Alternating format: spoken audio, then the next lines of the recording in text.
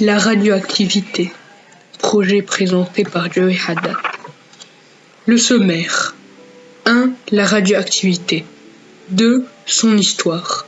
3. Les rayonnements. 4. La fission nucléaire. 5. La fusion nucléaire. Et 6. La centrale nucléaire. La radioactivité est un phénomène physique dans lequel deux noyaux atomiques, lourds et instables, se désintègrent en émettant des particules dont le flux est appelé rayonnement radioactif et se transforment en d'autres atomes. Par exemple, le noyau d'uranium-238, naturellement radioactif, se transforme en noyau de plomb 206 stable par une série de désintégrations successives.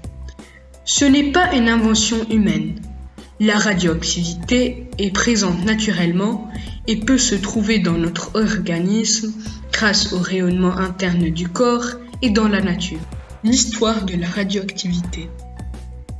Elle a été découverte par un scientifique français, Henri Becquerel, vers la fin du XIXe siècle lors de ses travaux sur la phosphorescence.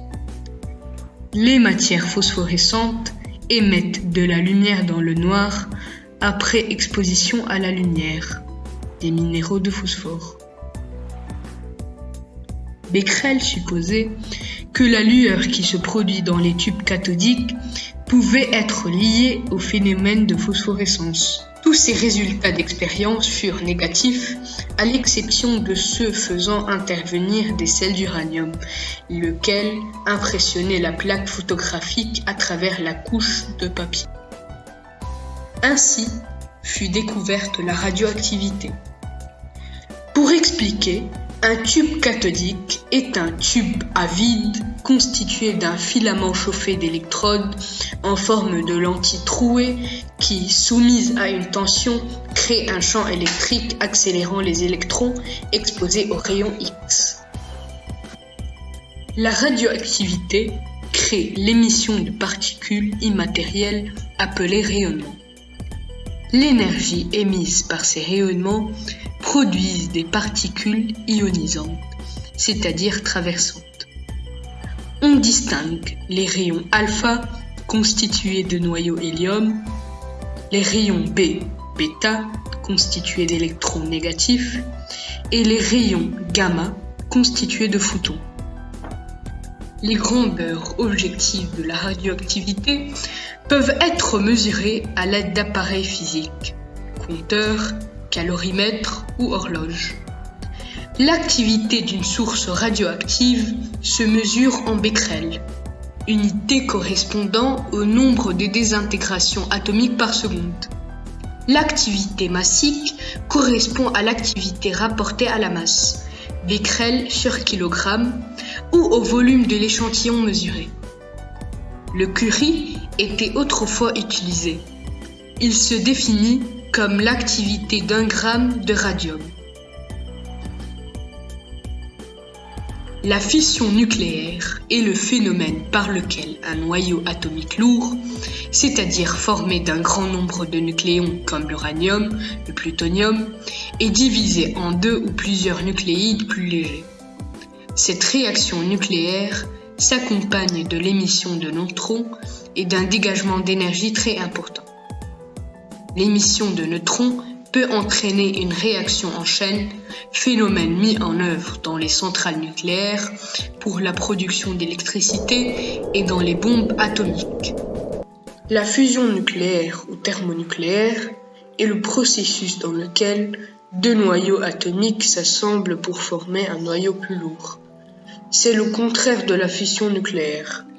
Cette réaction se manifeste dans le Soleil et la plupart des étoiles de l'univers, dans lesquelles sont créés l'hydrogène et la majeure partie de l'hélium. Elle est, avec la fission nucléaire, l'un des principaux types de réactions nucléaires appliquées.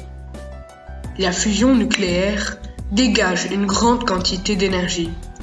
La masse des produits d'une réaction de fusion étant inférieure à la somme des masses des noyaux fusionnés.